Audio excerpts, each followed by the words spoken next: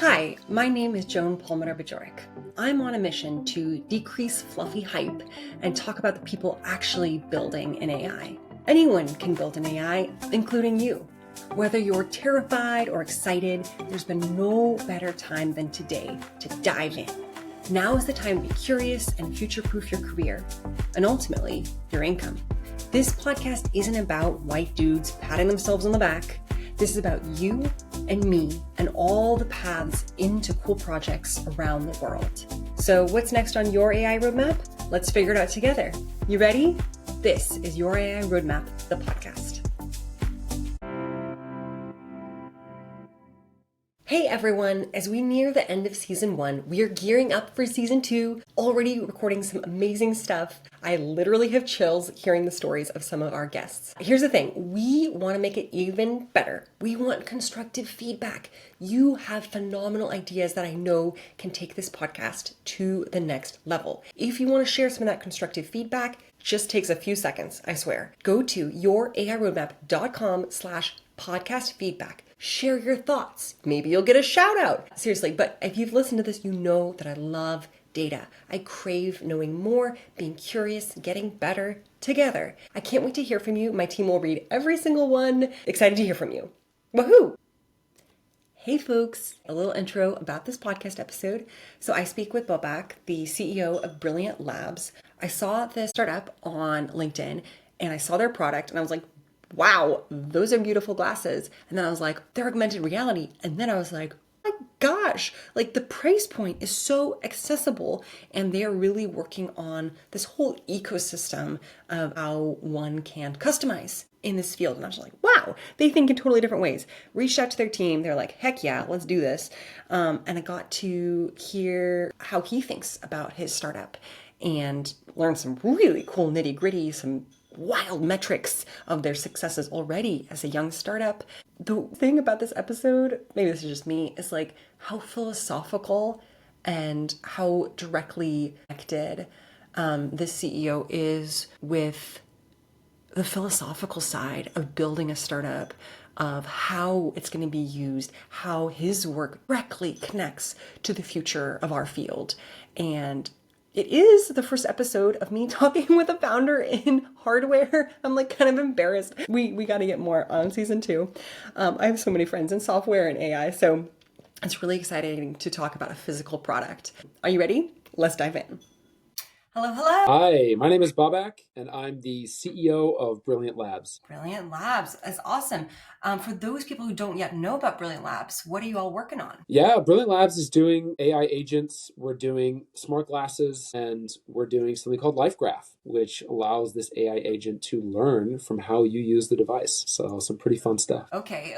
Agents, devices. Do you want to break that down? I'd love to hear more. Yeah, so we started this journey a few years ago, and we kind of looked at the landscape of companies doing AR and working on AI, and we saw an opportunity to bring these two worlds together because we felt there was a certain maturity on both the hardware as well as the artificial intelligence side of things. And we kind of felt it in our bones that, imminently there's going to be a leap in computing and how that interweaves in moments of our daily lives, and that the most effective way to do that is to allow a deeply and increasingly personal AI to see the life that you see as you live it. And the best way to do that is to embed it in glasses. So that's literally seeing the world as you experience it. I love this. Well, especially I talk to so many, I think you might be my first hardware person on the podcast, but I love, because I'm in Seattle, right? B2B SaaS is my world. But the more we look at, especially NVIDIA or other like hardware's momentum is crucial to this whole picture, right? And I think especially something like glasses, like augmented reality plays a huge part. And yet I think has not become as dominant in our field. Or I don't know if you'd agree with me, but that's my take on it. Absolutely. No, absolutely. Yeah, And I was going to say, I think there's reasons for that too. It's not because folks haven't tried, or it's not because folks haven't tried many of the devices that have come on the market. There's been a number of them. I think it's the human factor stuff. It either felt a bit too bulky, or it was too expensive. The battery life wasn't very long, or it just was designed in a way that was very off-putting to people who were looking at someone wearing it. So to us, it's very understandable why this has struggled to really take off. So you really think it's that UX part of the puzzle? Is that what you're saying? I think if you get to the heart of it, it's the use case. It's the existential purpose of the device. Why ought this device exist as opposed to something else, or just the litany of other screens that we all have in our lives? And I think that if that question of existential purpose can be definitively answered, you can work backward from there. And that'll take you into selection of components. That'll take you into industrial design. And if you choose right, then it means from the first principle all the way on out, you can do a device that's light and beautiful and costs the right amount of money and still manages to be lightweight and open source and have all-day battery. That's basically what we've done, but we're drinking our own Kool-Aid. All-day battery? When am I going to get my pair? Okay. Yeah, April 15th. April 15th. 15th? It's coming. Okay, Yeah. cool. Well, and this is being recorded in March 2012, but the episode probably will drop this summer. Let's see. But that's actually one of the things when I saw your product online, I was like, I think this is created by a designer, or like the design aspect of it is quite beautiful, I think. But also it looks, or just again, with these different products that are coming out, my team looked up like, the background of Google Glass, right? Apple, Provision, Meta products that are far more VR than AR. There's kind of this history of what's going on here. Can you tell us kind of how you think about Brilliant Labs products differentiated in this? Or do you think of yourselves as speaking to those other products, or how do you situate yourselves? We see it as a spectrum, certainly. So, at one end of that spectrum, you have many of the devices you just mentioned, the Vision Pro, the Meta Quest, the Magic Leaps devices. They tend to try to put console-grade graphics in front of your eyes, immerse you in a graphical experience. And there's a lot on the engineering side required to do that, even moderately well. And that, of course, ends up driving the bulk and the expense. And battery life tends to be less than 2 hours. You've got a wire coming out of the back of the device, so it means that your mobility is limited. But that's one end of the spectrum. The other end of the spectrum is where we view ourselves, and we're like at the bleeding edge of that other end. So it's just unremarkably a pair of glasses, and we can get your custom prescription bonded in there if that's something that you require. Okay. The battery lasts all day, and the use case is not console grade graphics and immersion, but it's little dollops of generative AI that can help you translate a sign or a language. It can give you directions somewhere, or it can help you diagnose the rash that is on your hand and tell you an at-home remedy to treat it. All these little things that help you just live a better life. And because the battery lasts all day, it means that it's with you for the moments when you need it. That's so cool. Yeah, because I have done a little bit of research in the AR and VR field, and devices dying in front of you, being stuck to a cord where you really can't walk around the room. It feels like you're literally being controlled by, or there's some kind of surveillance feel as a user I've experienced. How did you all get to this type of device at the end of the day as you look at different options? Yeah, I mean, at the end of the day, there's all these constraints, engineering, and how do you design for that? But if you actually just take a bigger step back, we tried to think about it in terms of what we actually wanted in our lives, because we have arguably too many screens already, and we're spending too much time in those screens, especially off the backs of the pandemic, where we were probably all of us seated too long and spending too much time in those screens. So we're kind of eager to get humanity back to a life where we are more active, where we're more social, where we are more present with our environment. It's healthier, both emotionally and physiologically. And so, we thought about it that way. And we were basically thinking, what kind of device could bring the kind of use cases and what does the form factor need to feel like in order to facilitate that sort of experience? And so with that as the existential purpose, worked backward and then came up with the device that we just launched a few weeks ago. Yeah. Cool. Well, and there's so many sub questions I have off of what you're saying, but you also mentioned, I think the hardware, the glasses themselves are a piece of the puzzle. It sounds like there's this kind of agent. Can you speak to the different parts of the product or product suite maybe? Yeah. So there's hardware, frame, and I've got a little frame here. This is the power dock. We call it Mr. Power, like Mr. Potato Head. Oh, it looks like one of those clown noses a bit. Exactly. So Mr. Power's there when frame is trying to get across the finish line. And so there's hardware there. It's very lightweight. It's less than 40 grams. And, as I mentioned, the battery lasts a while. And it's basically an array of sensors, audio, visual. There's an IMU, which picks up your directionality and your motion, your acceleration. So it's a fairly robust suite of data that the device is capturing and then sending over to our agent called Noah, N-O-A. And Noah's job is to take that package, open it up, understand your query, what you're looking for, what you're asking for, and the accompanying data, and then know which model or which AI service, it should find the right answer for you. So that can be OpenAI stuff. It could be GPT. It could be Perplexity for AI web search, or the Whisper model for live translation, Stability for image generation. So regardless of what you're trying to ask for over a given day, you're just a human being having a human experience and just trying to think of the best questions. And Noah's job is to abstract away all the complexity of the model and just find the right answer given your intentions, and then get that back to you as quickly as possible. So that's kind of end to end how it works. And then longer term, we also have some work happening that allows Noah to begin learning from how you use the device and how you query these other models, so that Noah can deliver increasingly personal and even proactively so personal responses to you. That's awesome. Well, I think that personalization, that contextual, I think more people are thinking about context and tokens these days, but context is, I think, one of the holy grails of the conversational AI sphere, at least. Well, and the use case you're giving is quite complete and multi-pronged. Is that all built out already? Is that part of your roadmap already? Or it's all? It's all in place. Everything I just mentioned, not just the hardware, but of course the agent side, and then these various services that we've done API integrations with. So all of that's in place, and out of the box, someone can put on Frame, download our app, and just get up and running, querying any of these services. And then it's a bit of a Sisyphean task, but over the long run of the company, we're going to continue doing API integrations with as many of these services as we can, because there's so much bubbling and exciting innovation in the AI world, as you know. And we just think that hardware like this should be taking advantage of that, should be bringing that in front of the eye in the moments when it's just most useful. Maybe that's entertainment and discovery or tourism. Maybe that's productivity and sort of enterprise related work. Maybe that's industrial context. But either way, and this dovetails with our open platform, we have this vision of, being able to harness all the innovation happening in the generative AI world to be brought to bear on your lived moment, no matter where you live in the world and what it is you're trying to do.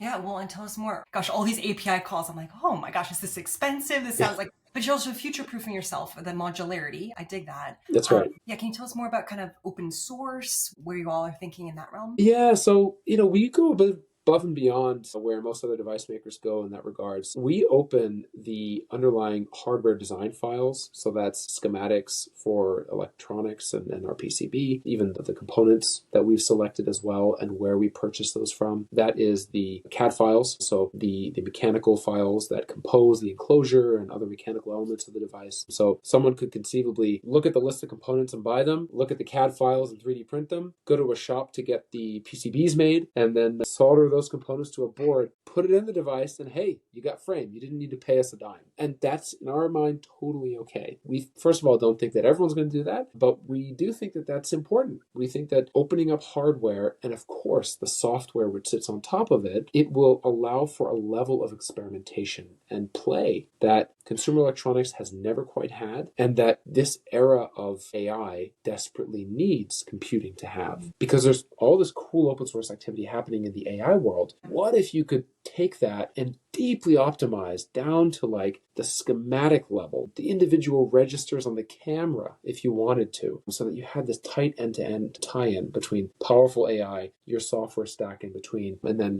hardware that sits on the device. So that's stuff that today only Apple can do. But we think that everyone should have that kind of depth of access. My brain was thinking all the different companies you could exit to. Yeah. That's wonderful. Well, and you mentioned that they're super lightweight. 40 grams, which is how many pounds roughly? Not even a pound. Not even a pound. 0.09 roughly, if you round it up. Okay, super, super lightweight. Can I hear about the rough price point? Is there like a range, or do you know that yet? We do. So we sell it right now for $349. And that's including the shipping. So we think that's pretty price competitive, especially if you think about what things at the other end of the spectrum are typically priced at. And so as a startup, when our volumes are relatively low, we're still able to make pretty decent margins pricing it at a very, what we think, competitive price point for most of our customers. Absolutely. Well, I think the other products we just talked about are in the 2 to 5K range, depending on which model you get. Yeah. Is there a monthly subscription model, or is there other MRR going on that, or is it just the initial price? There will be. So we will always offer a free tier for these AI services, but within a given day, if you hit a call limit, then you have the option to pay on a monthly basis, on a monthly recurring basis, in order to lift that ceiling and access a higher call limit. So that's part of the service that we try to provide is we integrate all of these models. We abstract away the complexity, thinking about which model you need to use given your question. You just ask the question and Noah figures that out. But we also abstract away the billings complexity. So, it's just one recurring monthly charge and you get access to all of these models and more, as we keep adding them. And in terms of our business model, it also makes us more durable long term. It smooths out our cash flows and it ensures that we have sort of that deepened revenue relationship with each customer as well. That makes sense. Definitely. Well, let's see. The other jokes I would make. Okay, so I will have to tell you, my friend, that I got LASIK and it's been one of the best things of my life. Wonderful. Thank you. I, played soccer and you have to windshield wiper glasses. I complained. I complained. Wore glasses from the age of 5. You talked about kind of what's the value add, right? What's the impact to people? For those people like me who are like, I finally got rid of glasses in my life. Wait a minute. You're telling me, maybe I'm not your buyer. That may absolutely be the case. But when you think about people who they're on that precipice of value add, they really have to be convinced. What might you say to them? Am I absolutely not your buyer persona because of that factor? How do you think about that? Yeah, that comes up, LASIK and people who are just not a fan of wearing glasses, perhaps. And of course, it should be just at least made, clear or clarified that the default frame does not have any prescription. There's no sort of prescription power in there. And so it's just a clear optical lens. I'd say if the benefits of integrating generative AI don't outweigh the new hardware that you need to wear, on a daily basis, or really whenever you need to wear it, it's totally each customer's call. Then it's probably not the customer for these glasses. Now, most of the world does wear glasses, and that's increasingly so. Unfortunately, younger and younger years. I think because of the prevalence of screens and how it makes its way into education, more folks are wearing glasses earlier. So we do see that market increasing in size, and we're pretty bullish on glasses as a fashion statement, as a really interesting accessory to augment how we show up in the world. So we don't see that going away anytime soon, but absolutely. There's a lot of folks like yourself. If you hit a certain age, I'm sure they're coming back for me. Yeah. That's so interesting. Do you also see kind of children, small humans, as a use case as well? Do you already have products of that size? We don't. No, we don't. Kids are not on the roadmap right now. I think we want to understand more about the ethics of that. I have 2 kids myself, and I don't let them use any smartphones, tablets, and so I wouldn't want to be giving another screen in front of a child's eyes. Of course, our devices are designed to have a very sparse, non-intrusive UX. And so it's not something that would just hoover up a kid's attention, let alone, sell off their data to someone, disreputable. So we do have that going for us. But even still, I think we would need to wrap our minds and hearts around the ethics of having kids use a device like this. So right now it's optimized for adults. That makes sense. Well, and related to the fashion statement, I think the ones you just showed were black. Do they come in different colors? They do, yeah. So there's black, there's a cool gray, and then transparent model that we call H2O. Okay, cool. Well, and I think speaking to that kind of protecting or thinking about data, especially this is such rich multimodal data.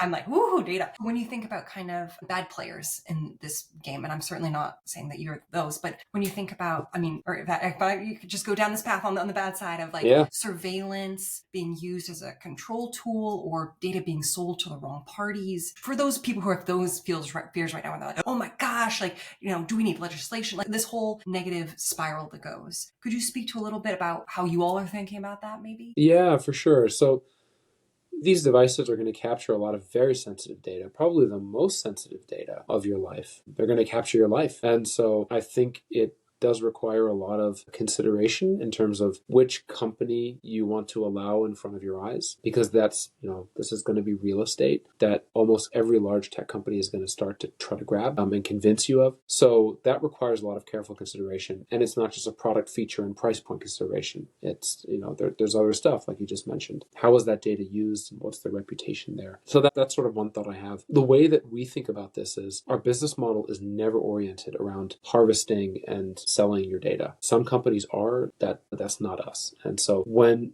we get to a point where we want to spin up that sort of AI personalization service, we're going to be doing that on servers that are assigned to each customer, and we will be giving each customer the keys. So we won't even be able to have access to your data. You will be able to view your own data and prune that, edit that, remove things that you don't want in there. And it's for your eyes only, always under your control. No one can get access to that, not us or anyone else, if you don't want them to. So that's how we think about, it's almost like, the way that you would place your assets into a bank account to be custodian there for your access and control. That's exactly how we think we have the responsibility to care for this very, very precious data and give you full control over it. And so that's how we think about it. Most companies think about it that way, but that's how we see it. Yeah, no, I dig this path. I think I talked to a lot of my family members who are not in tech, and they're like, "Oh, bubble is free. Bubble is free." I'm like, if it is free, you are the product. Yes, And right. again, we have had this conversation so many times, and yet it just doesn't compute. I Yeah. think a lot of end users, anyway, they're not in tech, so as it goes. But I think really thinking about how we think about the future of monetization models, there's so many choices that you, as the creators of these products, get. Any metrics of success that you're really proud of that you'd like to share? We'll talk about your other broader career at another point, but yeah, related to Brilliant Labs. Sure, yeah. Well, it's specific to Brilliant Labs. We announced Frame just a couple weeks ago. I know this will probably maybe air in a couple of months from now, but this is shortly after we've announced Frame, and we've done no paid, ads, no paid marketing, and we've more than sold out, everything we bought to sell within the first year, within a couple of days. So it's been, we've caught a tiger by the tail, and it's been a bit of a wild ride. So, you sold out your whole inventory for the year in a few months. Is that what yeah, you're saying? and Okay. we bought a lot. It wasn't like 2 units. Yeah.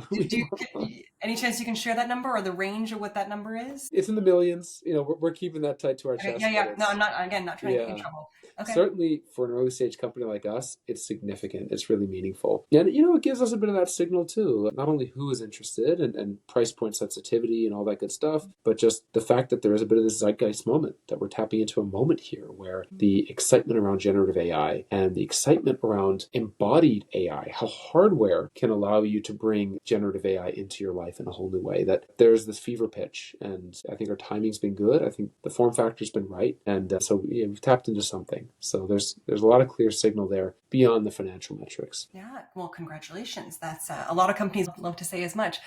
When you think about that buyer persona, do you have a honed like Mike, Tanya? Like, do you think about, is it a singular person you think is your target buyer? Do you have a sense of that? I mean, we have a sense of what the data is telling us, but, I can hear the whole marketing world sort of shaking their head at us when I say we had an idea, but nothing fully formed. No, we had an idea that they would be people who were more technical early adopters, didn't need to be developers, but certainly were not scared of early adopter technology or being early adopters of technology. We knew they would be people mostly centered in the US, a bit in the EU and the UK. Japan's actually been a large market for us too, so that's been cool. And we knew that they would be between the ages of 20 and 35 to 40. But all of that, there's a lot of different personas that fit within that pretty, wide range. So no, the short answer is we kind of felt like there's more for us to learn at this early stage than there is for us to prejudge about who's going to buy it and who we want to buy it. And so we kept it pretty open. There have been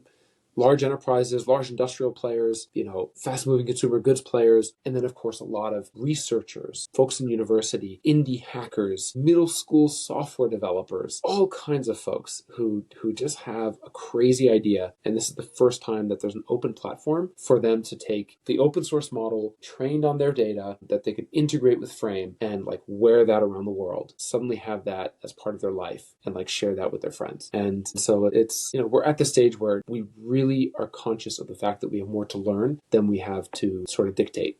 And so we've kept things pretty open with intention. Yeah, that's so cool. Well, and I think about kind of the users, and I love your example with CAD and Bulba and then printing their own. This is a very relatively technical user, but also thinking about, do you feel like people will productize things a la Hugging Face to make their own thing that suddenly people want those models? Do you see that as a kind of community flywheel that's going to happen or already happening? Absolutely. We're already seeing it in our Discord server. We have about 7,000 folks. Hopefully by the time this airs in the summer, we'll have more than that.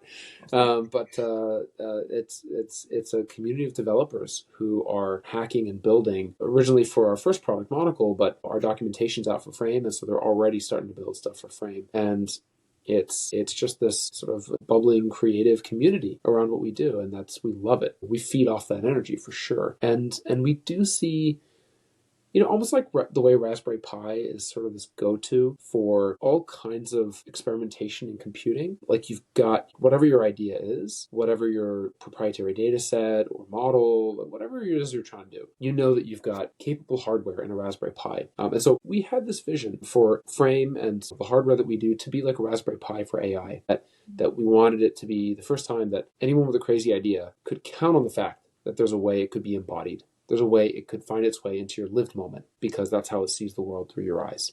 So that's definitely part of our vision. Yeah. Wait, and did you say Raspberry Pi for AI? Have you like coined that? Is that Uh, your marketing team has approved? yeah, it's I have to check with the team if it's approved, but I'll go ahead and make the executive decision.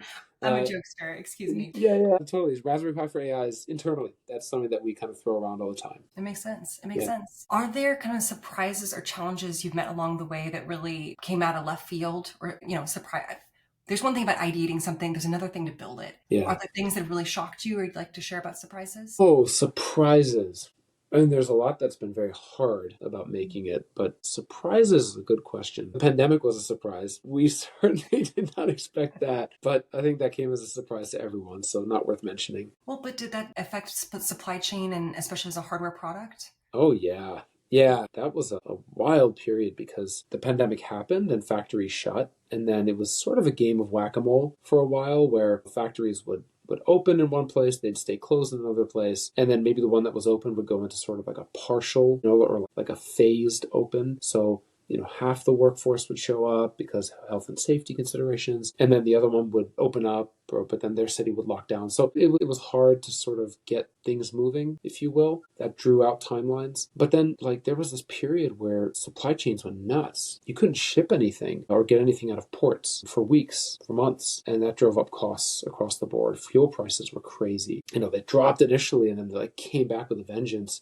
And alongside that, components, we would have lead times out 52 weeks for commodity stuff. This is nothing specialized. So if you're a large company with an established procurement sort of department and relationships with these distributors of components, you can find creative ways to get to the top of the line or place million unit orders and have them prioritize that. But as a startup who doesn't have those volumes or relationships, all we have is the power of persuasion. And at that time, didn't work very well. So that was difficult. Yeah.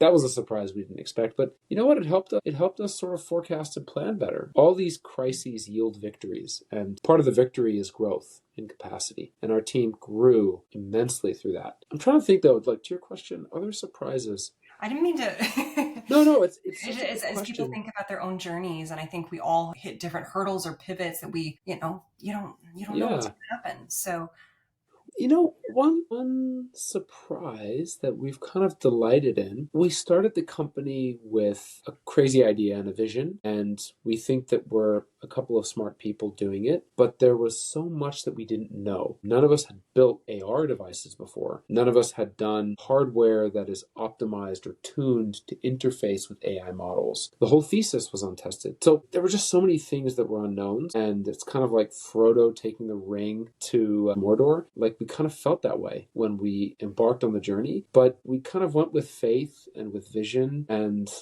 this childlike hope in a better tomorrow, that if we're successful here, it could just make the world a better place. And we genuinely were that optimistic and hopeful, and people might even say naive, but we think there's beauty in that. We think we need more of that in this world. And so we've been surprised that Frodo keeps surviving and getting closer to Mordor. We keep looking around and we're like, wow, we survived the pandemic, and we did Monocle. People seem to like it, and we got some press around that. And oh, whoa, we did Frame. That worked out. We figured out the form factor and the optics and how to make glasses. We didn't know how to make glasses. We just kind of figured it out. We always start with first principles. We're really big on physics, and the first principles of the physics, but also the first principles of use case and the existential purpose. That theme keeps coming up here. And so it's kind of given us this well-honed sense at this point that there's a North Star here. If we focus on purpose, if we focus on first principles, then you're going to get closer to Mordor. Maybe that's the extent of the metaphor, because we hope we're not going to want to go to Mordor, but we just keep surviving. We keep shipping products, and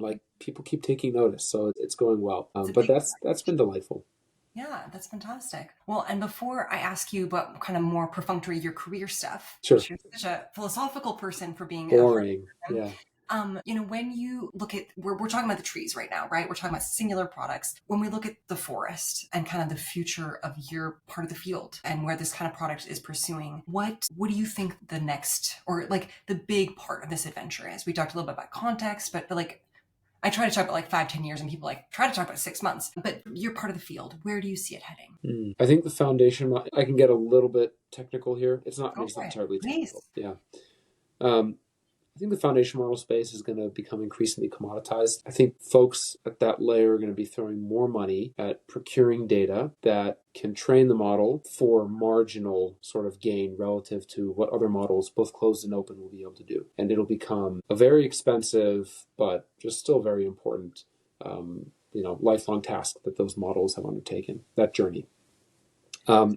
But there'll be the modern utilities. They'll be like our modern power companies or telcos. So that's a very valuable part of the stack. I think that amidst that commodification, it's going to be data. Like, it's not going to be about the model. It's going to be about the data you have access to. That's going to be the big deal in this whole space. And for us, that's part of why we're in hardware, is not only do we believe that that's a meaningful way to shoehorn into one's life and make AI embodied for the first time in history, but for us to start gathering the most precious data of one's life, your life, like the body of data that we would be able to gather, and custodian for you is your life's data. And so, we think that that's going to become a very valuable asset. But of course, training an AI on that, we think that the greatest, where I think our field is headed, and the greatest value to the individual there is going to be an AI that understands you at times better than you understand yourself. And so we're excited to play a part in ushering that future in. It's almost like you're building your own therapist, if I can. Absolutely. Yeah.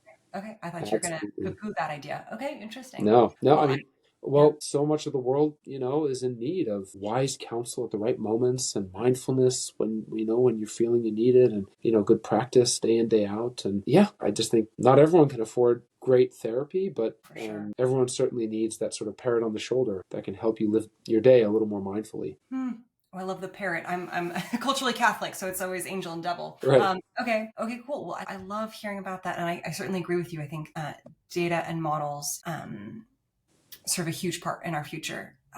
But for people so this podcast is called Your AI Roadmap. So it's not Yes. only about the products, which is phenomenal, but it's also people listening to this being like, he has the coolest job ever. How did he get here? How do I get into this Yeah. job? So could you tell us kind of about how your career path got you here? Yeah. I said boring earlier, but I actually find this segment very interesting if I'm listening to other people's lives, not my own. But I'm your kind of prototypical generalist, so it's sort of unremarkable, my journey. I started out, studying economics, did economics for my undergrad and grad school, did an internship at Microsoft. That was my first stint in technology, probably at the worst time in Microsoft's history to be at Microsoft. But there's a lot of learning there. I got to see what Microsoft culture felt like at the time and how they thought about products. So I came out of that with still, despite where Microsoft was at that time, with this really sort of firm sense of like the power of a technology company. And I started to think more deeply about, this was during grad school, I started to think more deeply about the things that amplify human potential, and therefore the things I should commit my own life to. Because I really was excited about this idea that we human beings, not only can we can like spawn new life, like ourselves, like to me still, like I have 2 kids, and it blows my mind that like new life can just be spawned that way, and it's anyway, that's like so magical. But we can do something similar when it comes to products and experiences, but especially those that amplify the potential of our fellow species. And so I zeroed in on 3 things. One is faith, but you can't make a career out of that. I'm a Baha'i, so you come from a culturally Catholic background. I'm a Baha'i, so the Baha'i faith, it's beautiful. There's no clergy, and so there's no clerical practice for me to go into as a Baha'i. And so that was, aside from just trying to live my life to the best as a Baha'i, there's no career there. The second one I zeroed in on was education.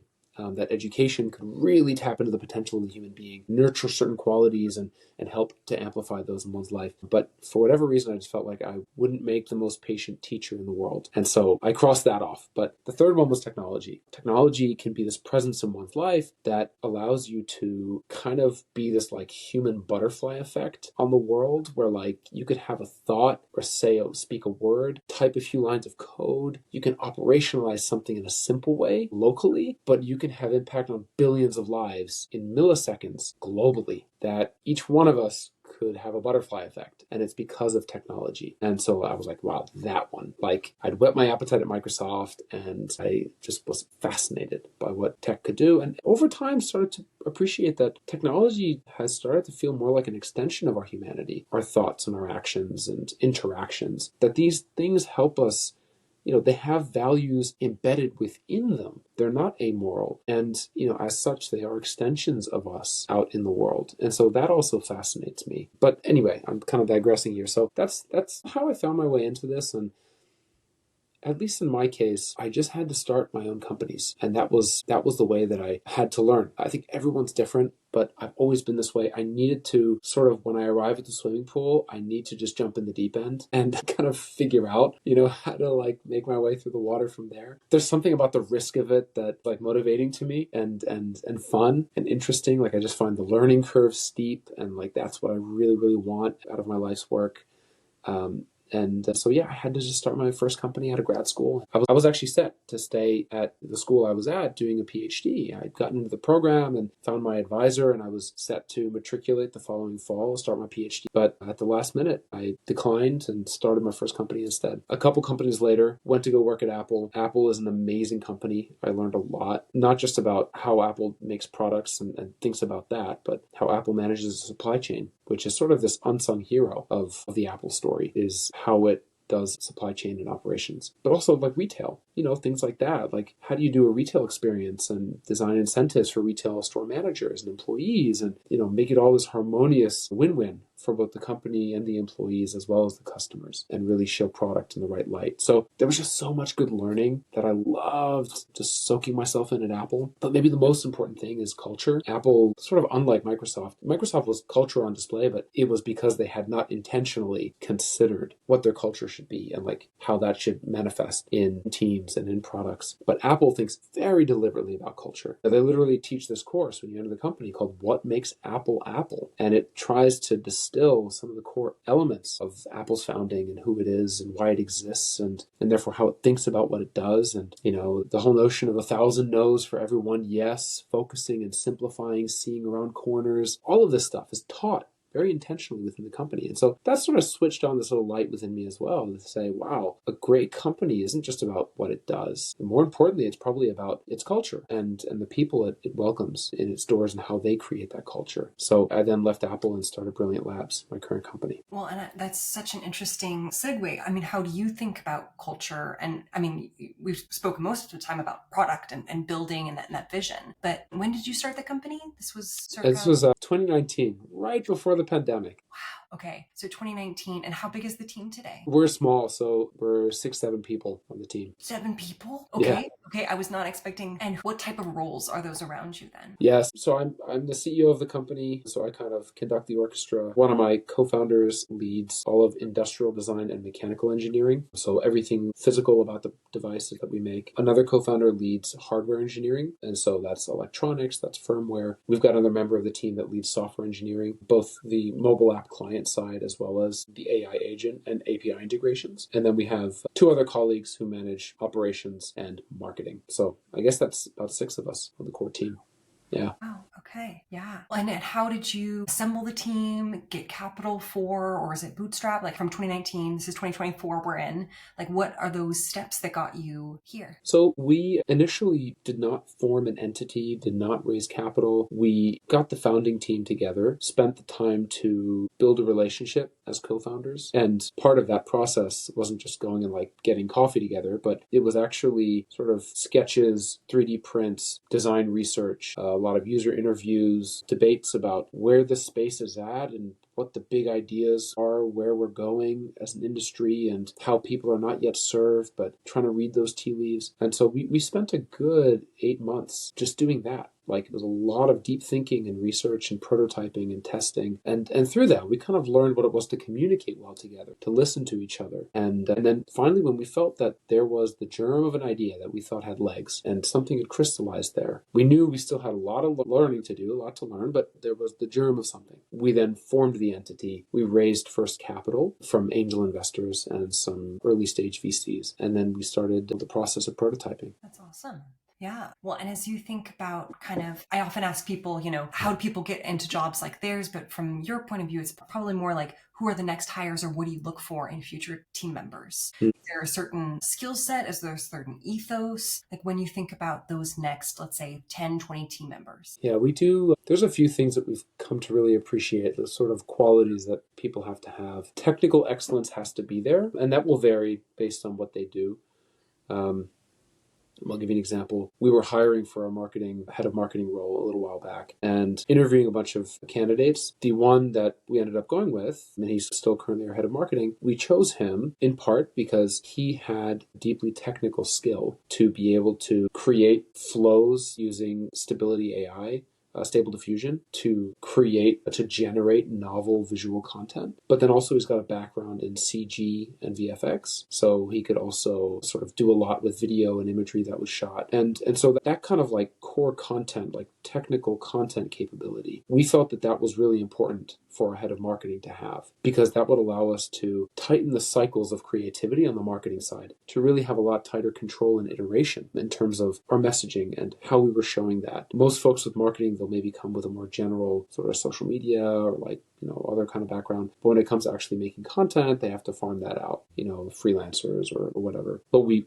wanted to do the opposite. So that has to be there for everything. Someone needs to bring a core technical skill. But beyond that, that's sort of the necessary. But the sufficient piece are certain personal qualities, ways of thinking and communicating and just being as a person that jive well with how we work. One is humility. We really do feel that people should come to the table feeling very comfortable to voice an opinion, an idea, but that they have to be detached from that once they voice it. That where we end up as a team, regardless of what we're discussing, it's going to be the process of how we talk, how we brainstorm and ideate that leads us to that spark of truth, or that direction that we choose. And that in order for that to be a fruitful process, each person that shares an idea must share it with humility. That they must be detached from the idea once it's given to the group. Because the reality is that the great breakthrough things are never one person's idea. It's always a whole bunch of insights that are recombinated, that are refined to become something. And if we're all hanging on so tight onto our thing, then you're never going to be able to,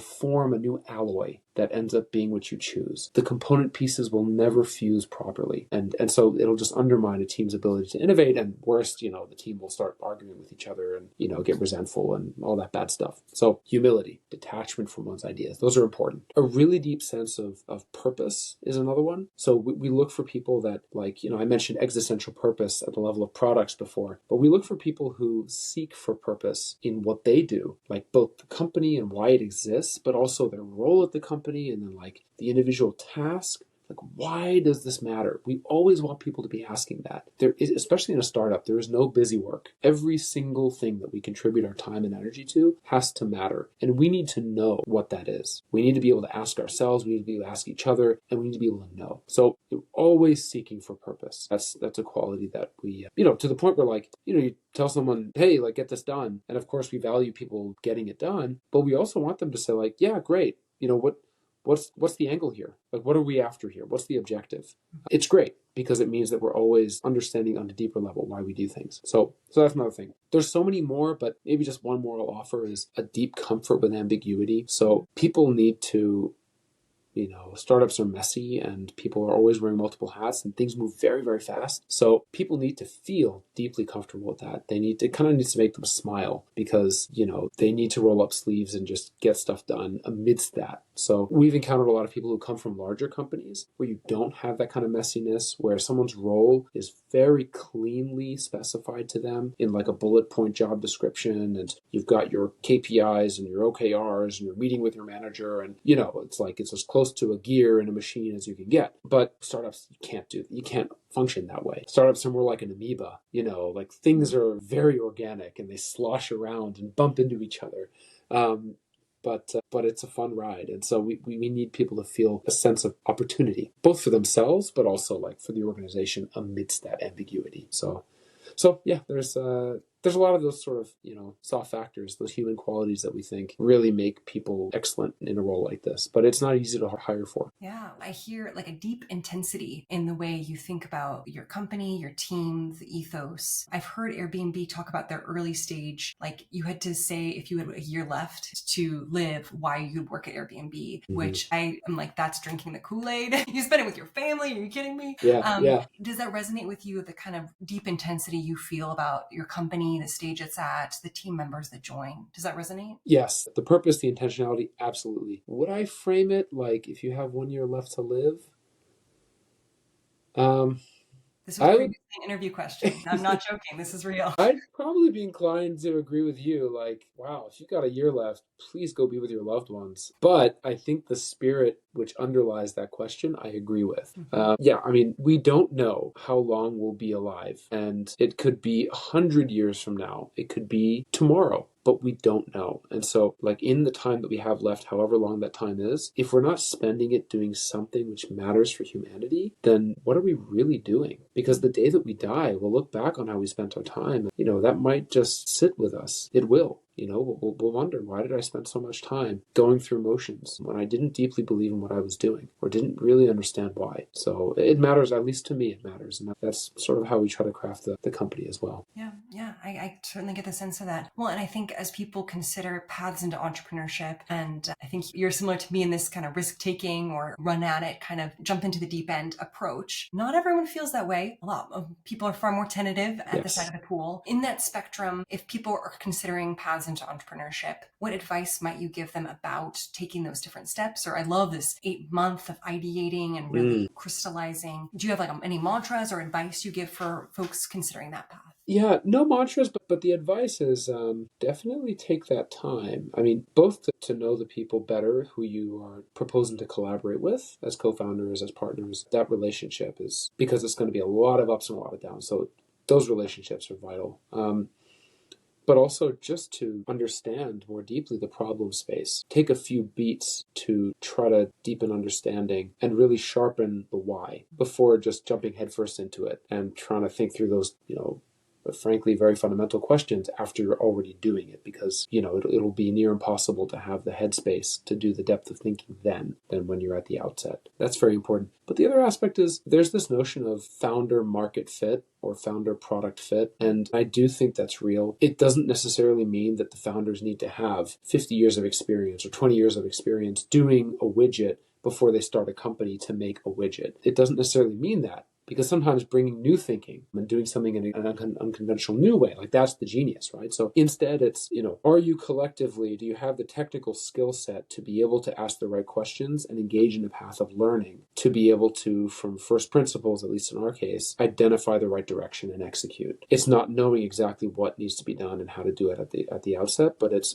do you have the right mix of qualities and technical ability and culture, frankly, to engage in that process? So that's sort of one bit of advice that I would give. The other bit of advice, of course, is that not every company needs to be venture backed. That entrepreneurship is a very wide and can look many different ways. It's a diverse field. And if I can even call it a field, many people will not need outside capital. You're just doing something that people find genuinely useful or meaningful that they're willing to pay for upfront, and you make enough margin from that to service your own costs and maybe even grow the business or at least sustain the business. And it's a great livelihood for you and your family and your community, but also, you find great meaning in that. You find great purpose in that. I think that most entrepreneurship is of that kind. I come from a family of immigrants, and most of the folks in my family certainly have engaged in that kind of entrepreneurship. And I think that's beautiful. I think there's the minority of companies that are just doing something where speed or scale or some function of the two demand the involvement of outside capital, which puts you on a different path. You're suddenly playing a different game, and there's pros and cons to it. Your velocity is going to be more intense, the expectations on you as well. There's going to be multiple stakeholders looking over your shoulder and asking prying questions about the business. There will be times when you'll need to kind of think through the lens of shareholders and appeasing those folks as much as you appease customers. Maybe not as much, but they might want it as much, but like, making sure that you're appeasing them in addition to your customers. I'll say that. And the fundraising process is a slog. And everyone who's raised venture capital has felt that before. So I guess, advice would be know at the outset whether or not you're walking down path A or path B, the venture funded path or not. And if you really don't need to raise capital for this business, please do not, because giving away an arm and a leg to outside shareholders and having them sort of breathing down your neck for the remainder of the business's life, it is not fun. Own as much of your business as you can, ideally 100%. And don't let other people tell you how to run that business. You know how to run that business. And that's frankly the ideal path of entrepreneurship. You are so succinct, and I am bootstrapping myself. So I couldn't agree more. I get investors in my DMs and I have no interest. Beautiful. Thank you. It's not everyone's path. As you mentioned, there are many, many paths to it, but yes. I dig it. Well, is there any last something that you'd like to mention before we close out? I think, just maybe on a more philosophical note, we're all living in this really amazing, beautiful time. I think there's a lot of fear in the air around AI and these new technologies, but I'm always trying to encourage people, try to temper some of that fear with a bit of optimism as well. That there's important questions to consider without a doubt, but there's also a lot of bounding possibility to this new age. And, just like, when we were living in 2007 and 2008, and the iPhone had just launched, and most of us still own Blackberries, or we still own Palm Pilots or Nokia, feature phones, and we didn't quite appreciate the moment that we were living in. And it's only, however many years later that we're like, wow, that little iPhone of 2007, that thing really changed so many things. I think we're living in that. This is like 2007 all over again, but it's at an exponentially greater level. And I don't think it's hard, it's actually impossible for all of us to fathom that. It literally is impossible, but it is no less real. So I think it's worth taking stock of that and just appreciating how special that is to be a human being alive at this moment and what the possibilities are for all of us in it. So that's the one thing that I maybe leave people with. I dig it. Well, thank you. Well, if people want to hear more about you or follow up with you and the company, where should they go? Yeah, so you can check us out at brilliant.xyz. Brilliant is spelled the usual way, .xyz. That's our website. On socials, Instagram, TikTok, Twitter, we're at Brilliant Labs AR, all one word. And then you can always find me on LinkedIn as well. So feel free to reach out. Awesome. We'll link those in the show notes. Well, thank you so much for your time and sharing your story and expertise. I'm excited to see where your company heads. Thanks so much, Joan. Great to be here. Hey folks, jumping in to say that we have season 2 in the works. I bet you know some phenomenal guests. Maybe it's you, maybe it's your colleague, maybe you have a mentor that you're like, oh my gosh, she needs to be featured. Get her on the podcast. Because of the amount of interest around the world for this podcast, we would love your recommendations for podcast guests. We're looking for senior level folks who are working in AI, who have great stories to share. We're looking for low ego. We're looking for curious and thoughtful and really inclusive. So if you know that awesome person or would like to nominate yourself, AO, I'm down for that. Please go to yourairoadmap.com/podcast guest. Again, that's yourairoadmap.com/podcast guest. We would love to hear your ideas and constructive thoughts. Please do not put Mickey Mouse in. I cannot get Mickey Mouse, nor does Mickey Mouse do AI projects, to my knowledge, unless you work at Disney and you're going to tell me otherwise, in which case I would love to hear it. And again, love to learn and grow with you. Okay, jokes aside, can't wait to hear about some more guests and people in your network to share with our audience. Okay, thank you so much. Let's go. Oh, gosh, was that fun? Did you enjoy that episode as much as I did? Well, now be sure to check out our show notes for this episode that has tons of links and resources and our guest bio, etc. Go check it out. If you're ready to dive in to personalize your AI journey, download the free Your AI Roadmap workbook at yourairoadmap.com/workbook. Well, maybe you work at a company and you're like, hey, we want to grow in data and AI, and I'd love to work with you. Please schedule an intro and a sync with me at Clarity AI at higherclarity.ai. We'd love to talk to you about it. My team builds custom AI solutions, digital twins, optimizations, data, fun stuff for small and medium-sized businesses. Our price points start at 5, 6, 7, 8 figures, depends on your needs, depending on your time scales, etc. If you liked the podcast, please support us. Can you please rate, review, subscribe, send it to your friend, DM your boss, follow wherever you get your podcasts. I certainly learned something new, and I hope you did too. Next episode drops soon. Can't wait to hear another amazing expert building an AI. Talk to you soon.